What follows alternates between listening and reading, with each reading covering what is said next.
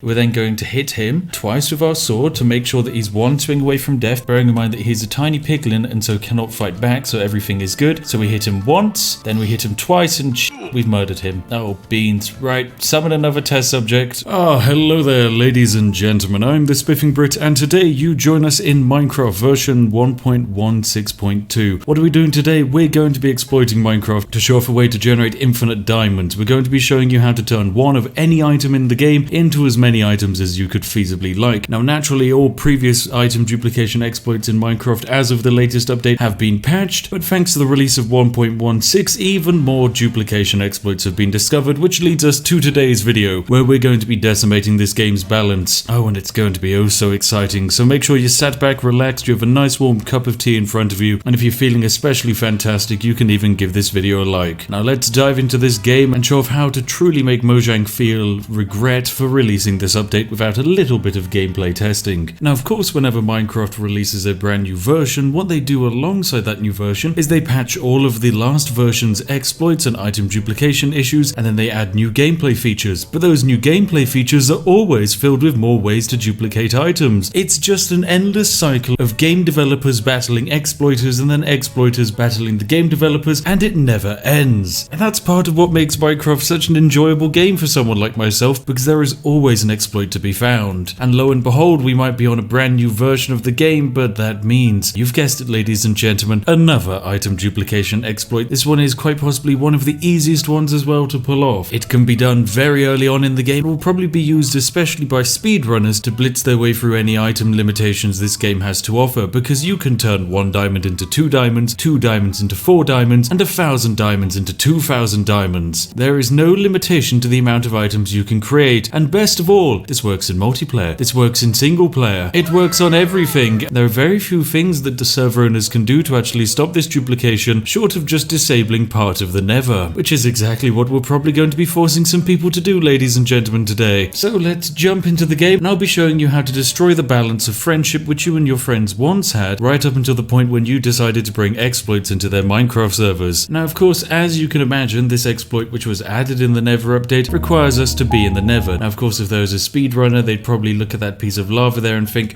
we can build ourselves a nether portal immediately out of the gate. No, I'm going to be doing things the old-fashioned way. I'm going to be digging for diamonds and actually getting myself to the nether. Right, so it's time for us to go deep underground because we have some diamonds to find, ladies and gentlemen. Oh, hello there, skelly boys. I'm afraid you're not going to be able to beat me today. Nope, you've gotten into conflict with each other. That's perfect. Lovely stuff. That's what you like to see. Now it's bets on. Is it left skelly or right bony boy? Who's going to win? My bet's on right bony boy. Oh, it's all to play for today, ladies and gentlemen. Who knows which skeleton is going to win? It's got to be the one on the right. Gerald the Bone Boy. Congratulations, Gerald. You've managed it. Well done, my friend. I'm afraid your reward for defeating your enemy is a swift death, but that is still a reward. Right, now deep into the mines we must go. We're looking out for a few very important things, of course. We'll be trying to find ourselves some lovely diamonds, as well as any gold, because gold is actually a very important thing which you're going to need as soon as you get into the nether, because in the new update, they've effectively added a race of almost Marley-esque gold farmers who live in an area where gold is so plentiful it has absolutely no value to them. However, their entire culture revolves around it, meaning if your clothes physically aren't made of gold, you will be murdered. Oh, perfect. We've stumbled across some gold. This is exactly what I've been looking for, because this will now cement our safety as well as our status to all of the lovely people we're going to encounter in the nether. Now, in classic Minecraft fashion, I've gotten myself down to a nice low level in the world, and I've run into lava, and lava means that diamonds are of course nearby, because as everyone famously knows, the developers of Minecraft love to have your first few diamonds fall into a pit of lava, just like this. My goodness. Thank goodness you never just straight up mine diamonds, because if you do, you're gonna lose all of them. It's a harsh lesson, but it's one that everyone needs to learn in Minecraft. Never mine a diamond unless you manage to secure it on all sides. Oh, and what's this? Is there? Oh, there are so many diamonds up for grabs. Oh, just look at this. Is there any lava above us? Are we safe above? Yes, okay, right, this is fine. I can get this diamond easily. That's a guaranteed diamond. Then this one. That's another guaranteed diamond. We only needed 4 diamonds. 4 diamonds was enough to give us infinite diamonds, but this is certainly off to a good start. Oh, right, this diamond block is safe, and the next one is not. Okay, well, it's good to learn these things.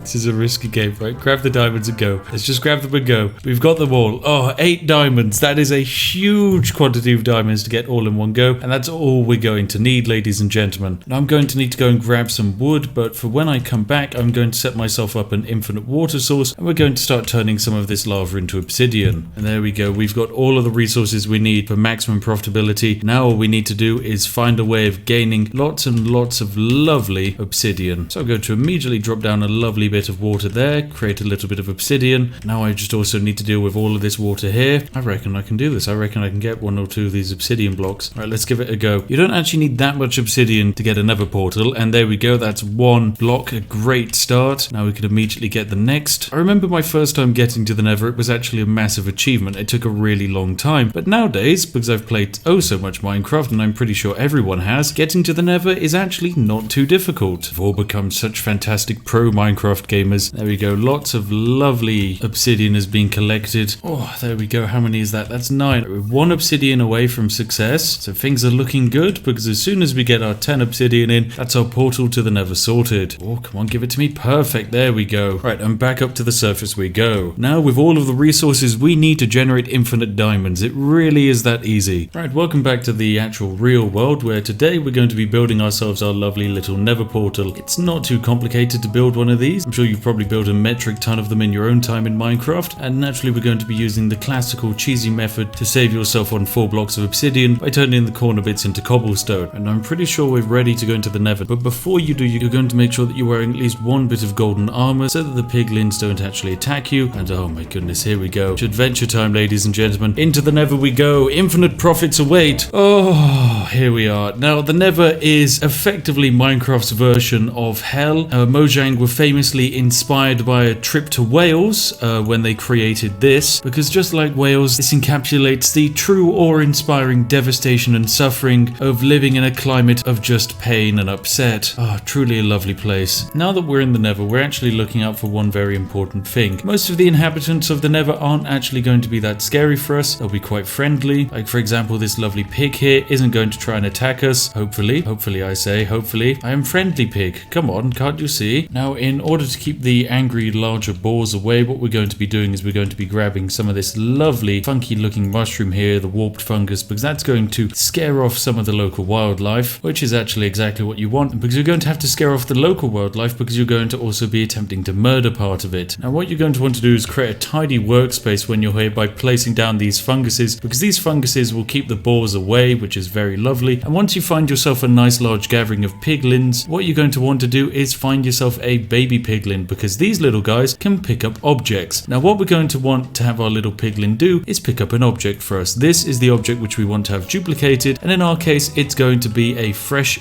diamond. That's right. So we're going to drop our lovely diamond down on the floor. Come on, Mr. Piglin. I know you can see it. Stop trying to walk into a dangerous piece of terrain, you melon. Oh, these piglins have no brains. Come back, Piglin. All right, Piglin, have the diamond. There we go. Perfect. So now that our Piglin friend has picked up the diamond, we can immediately begin the work operation. No, Beans, he's climbed out. Okay, so we need to find a way of penning this Piglin in, because we're then going to cheese effectively working with this Piglin so that we can generate infinite diamonds. Now this process is very simple when you have shulker boxes, but in our case we don't, because we haven't been to the end yet. But even without shulker boxes, you could use things like an ender chest to generate resources nice and quickly. So what we're going to want to do is position ourselves above the piglin, and we're going to want to make sure that the piglin is 1 hit away from death. I know, a very strange request, but basically piglins have a health pool of 18. This sword does 6 damage, and so logically speaking, 3 swings of this sword and the piglin is dead, which is perfect. So what we're going to do is drop down into our lovely work environment with the piglin, where he has our diamond that we want to duplicate. We're then going to hit him twice with our sword to make sure that he's 1 swing away from death, bearing in mind that he's a tiny piglin and so cannot fight back, so everything is good. So we hit him once, then we hit him twice, and we've murdered him. Oh, Beans. Right, summon another test subject. A few moments later. Okay, finally, after a whole bunch of piglin herding, I finally managed to get our 1 trainee piglin into the corner. So what we're going to do is throw this 1 piglin, our lovely diamond, into the corner, which he's going to pick up. Now, piglins have an interesting AI, which is that whilst they love diamonds, gold is much more interesting to them, so they will always go for gold over any other resource, despite the fact that of course we as players know diamonds are very valuable. Technically diamond tools are no longer the most valuable tools in the game, but they're certainly still nothing to be sniffed at. And even if you don't want to be duplicating diamonds, you can be duplicating whatever you like. It's an object that can be picked up, it can be duplicated. Oh, ladies and gentlemen, I've just spoken to the boffins at Spiffco, and they've given me an excellent offer. The first 6,000 unknowing volunteers to like this video will be mandatorily conscripted and thrown through a nether portal to search for ways to duplicate items. It's a brilliant service which 8 out of 10 people can highly recommend as the easiest and fastest way they've ever died. So what are you waiting for? Pledge your life today. And now back into the video. We've got a nether to get to. So the piglin picks up whatever item is on the floor in front of them, and now what we're going to do is we're going to murder this piglin. We're going to hit him once with our iron sword, and then a second time with an iron sword, and now he is 1 hit away from death. But don't worry, he can't fight back. What we're now going to do is lob a gold ingot down on the floor over there, and as the piglin looks at the gold ingot, we then murder the piglin, and he drops our golden ingot and 2 diamonds. So we're going to enter the nether with 5 diamonds, and now we have 6. And all it took was 1 random piglin to just stand there and be murdered. It's as easy as that. So if it works with diamonds, it also works with any item, and this can be cheesed to crazy levels, especially on servers where you have shulker boxes, as I'm about to demonstrate. Right, now welcome back, ladies and gentlemen. I've switched into creative mode to now demonstrate just how crazily overpowered this actually is, because we now have access to shulker boxes. Now, most servers will actually allow you to buy shulker boxes because they're really useful handy dandy storage items, but they're also a very efficient way of carrying lots of items very, very quickly, because you can load up a shulker box with your entire inventory. Let's say, let's go for all of our diamonds, and you know what, let's spawn some diamonds in. We can also add in a whole bunch of very expensive netherite, a very, very valuable resource, and that's just loaded up into that lovely little shulker box. Now when we switch back on over to survival mode and we break this shulker box, what we're going to end up with is one lovely chest with a lovely amount of resources which we can place down. But what we're going to do with it is we're going to simply throw it on over to our lovely little hoglin friend here, who's going to pick it up in his hand. And now what we can do, considering we have our golden hoe to distract, is we're going to hit the hoglin twice to put him down to a nice low health. Oh beans, we've murdered him. We need another test subject. Oh bugger. 6.5 hours later. Okay, take 2. I've managed to spawn in a piglin after many different attempts, and here we go. We have our brand new test subject piglin who we're going to lob our shulker box at, and they're going to pick it up. There we go. Pick up that goddamn shulker box. Oh my god, I almost threw it off the edge. Pick it up, come on, you're gonna want it. It's full of lovely goodies which I need to duplicate. So there we go, they pick up the shulker box. What we're now going to do is hit them twice so as to damage them and leave them 1 hit away from death. Now we're going to drop in the distraction golden utensil. It can be a golden ingot, but in my case it's a golden hoe. I named it after your mother.